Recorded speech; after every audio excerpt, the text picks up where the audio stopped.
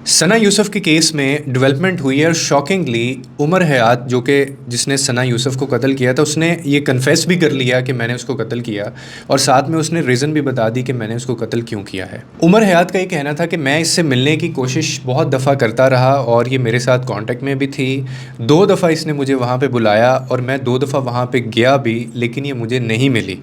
और फिर इसकी जो बर्थडे थी तब भी मैं इससे मिलने गया, ये तब भी मुझे नहीं मिली। और फिर मैंने ये प्लान बनाया और मैं स्पेशल फिर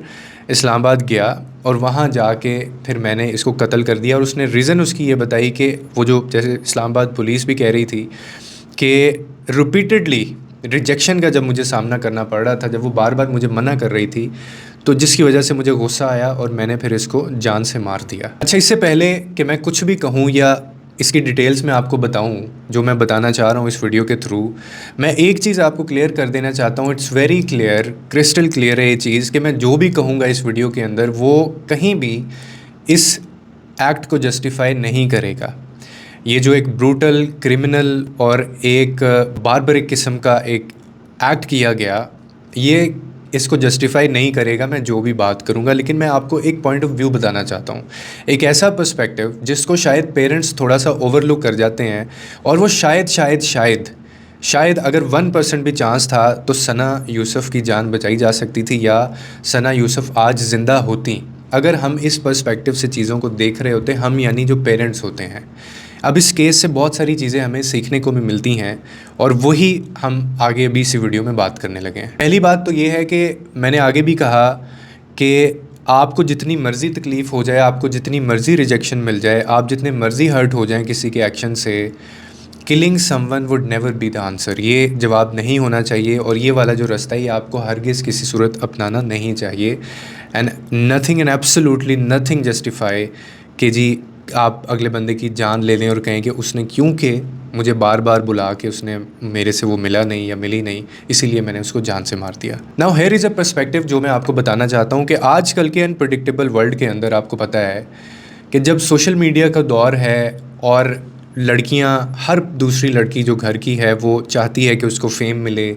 उसको लाइक्स मिलें, वो पैसा भी कमाए सोशल मीडिया से, वो इन्फ्लुएंसर भी बने, वो फ्रीलांसर में भी जाए, और ये उनको पूरा राइट है, वो जा सकती हैं। और सना भी यही कर रही थी। वो बहुत तेज़ी से फास्ट ट्रैक के ऊपर बहुत पेस के साथ वो तरक्की कर रही थी जो शायद लोगों को बर्दाश्त नहीं थी, या इस जैसा बंदा उसको मिल गया और उसने उसका जो सफ़र है वो ख़त्म कर दिया। लेकिन पर्सपेक्टिव ये है कि आपको पता है कि जब इस तरह की दुनिया है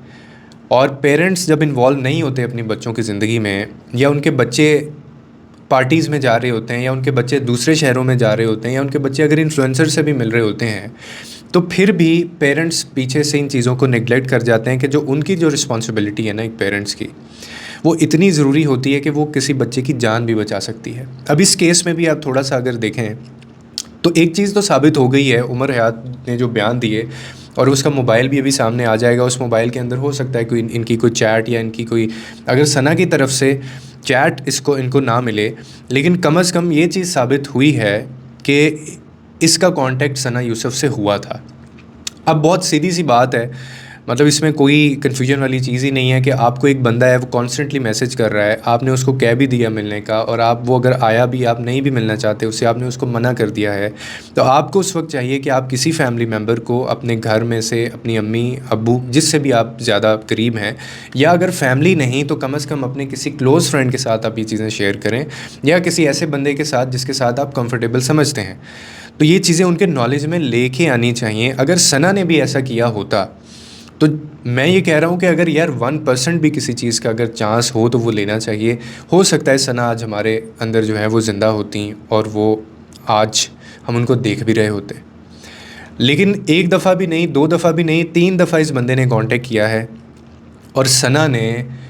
किसी को नहीं बताया। ना इस चीज़ का उसके पेरेंट्स को पता था, उनके बयान भी सामने आ गए हैं, ना किसी फैमिली मेम्बर को पता था। यानी सना ने ये चीज़ अपने हद तक रखी हुई थी। और हो सकता है और इन्फ्लुएंसर्स को बहुत सारे मैसेजेस आते हैं, लेकिन कम से कम इस चीज़ के ऊपर थोड़ा सा उनको अलर्ट होना चाहिए था, या बताना चाहिए था कि एक बंदा मुझे इस हद तक अप्रोच कर रहा है और वो घर बर्थडे तक यानी आपकी सेलिब्रेट करने के लिए आ रहा है, और आप उसको ना मिलें, वो आपका राइट है। मतलब इसके एक्ट को ये फिर भी जस्टिफाई नहीं करता जो उसने किया है। लेकिन पेरेंट्स के लिए एक बहुत बड़ी सीख है इसके अंदर कि आपके बच्चे जितने मर्ज़ी आगे चले जाएं, आपके बच्चे जितनी मर्ज़ी पार्टीज़ पे चले जाएं, आपके बच्चे जितना मर्ज़ी जो है वो इन चीज़ों में इन्वॉल्व हो जाएं, आपकी रिस्पॉन्सिबिलिटी फिर भी ये है कि आप उनका ख्याल रखें। उनकी एक एक चीज़ आपके नोटिस में होनी चाहिए, वो किन से बात करते हैं और उनसे पूछें। ये जो एक क्वालिटी टाइम का कहा जाता है ना कि अपने बच्चों के साथ क्वालिटी टाइम स्पेंड किया करें, उनके साथ खाना खाया करें, उसका असल में जो मकसद होता है वो यही होता है कि जब आप टेबल पे बैठे होते हैं, जब पूरी फैमिली बैठी होती है, तो हो सकता है बच्चा वो कंफर्टेबल नहीं फ़ील कर रहा आपसे बात करने में, लेकिन जब उसके साथ आप 2-3 सिटिंग्स करते हैं, जब आप उसको ये फ़ील करवाते हैं कि मैं आपको सुन रहा हूँ या मैं आपके पास हूँ, मैं आपके साथ हूँ and we care for you, हमें आपकी टाइम की भी वैल्यू है, तो हो सकता है वो आपके साथ कोई ऐसी बात शेयर कर दे जो उसको तंग कर रही है। अच्छा, यही चीज़ हमारी सोसाइटी में आजकल नहीं होती। शायद पेरेंट्स भी बहुत बिज़ी हैं, मोबाइल में बिज़ी होते हैं, काम में बिज़ी होते हैं, या रूटीन आजकल हमारी इस तरह से हो गई है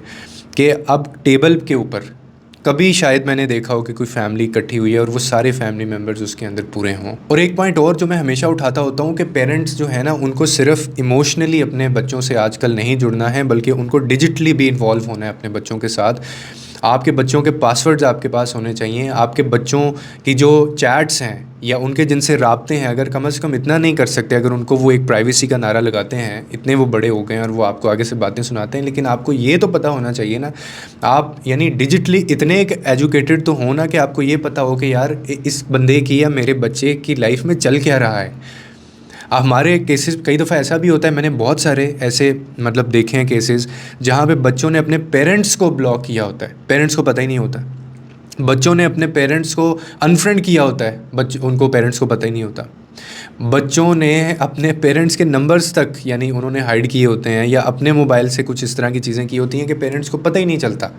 अब ये वही बंदा कर सकेगा, वही बाप कर सकता है जो डिजिटली थोड़ा सा अवेयर है, जो डिजिटली थोड़ा सा एजुकेटेड है। So you need to get involve not just emotionally with your kids, अपने बच्चों के साथ, बट डिजिटली टू, क्योंकि ये चीज़ आपको हेल्प आउट करेगी कि what's going on in their life. और अगर उनको पता होगा ना कि यार आप चेक्स रखते हो हमारी लाइफ के अंदर, तो वो आपके साथ फिर वो बातें भी या तो शेयर करेंगे या फिर उन चीज़ों से वो दूर रहने की कोशिश करेंगे। अगर आपके बच्चे आपको ये कहते हैं ना कि ये आप कंट्रोल करने की कोशिश कर रहे हैं और इतने कंट्रोल्स अच्छे नहीं होते, तो आपको उनको बताना चाहिए कि भाई it's not about controls, it's about protection. कि आप किन से मिल रहे हैं, किन से चैट होती है आपकी मीटिंग किन से होती है, क्योंकि ये सोशल मीडिया का जो दौर है ना, ये जो इतना ज़्यादा ग्लैमरस फेम, लाइक्स, फॉलोअर्स, ये चीज़, इसके पीछे लोगों के असल क्या इंटेंशंस होती हैं आपको नहीं पता होता।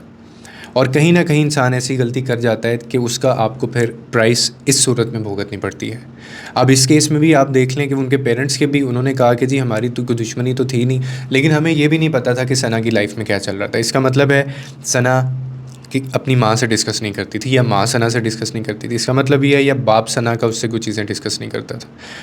ये सारी बातें करने का मकसद मेरा हरगिज़ उसको डिफेंड करना, मैं तो खुद इनह्यूमन समझता हूँ कि उसने जो हरकत की है, मतलब नथिंग कैन जस्टिफाइड जो उसने किया है। लेकिन हम अपने अपने जो पैरामीटर्स हैं वो तो ले सकते हैं ना, नुकसान से बचना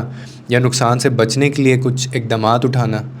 इंसान ये तो कर सकता है ना। और यही बीइंग अ पेरेंट वालिदैन की ज़िम्मेदारी होती है। अगर बच्चे नहीं समझते तो parents need to understand it.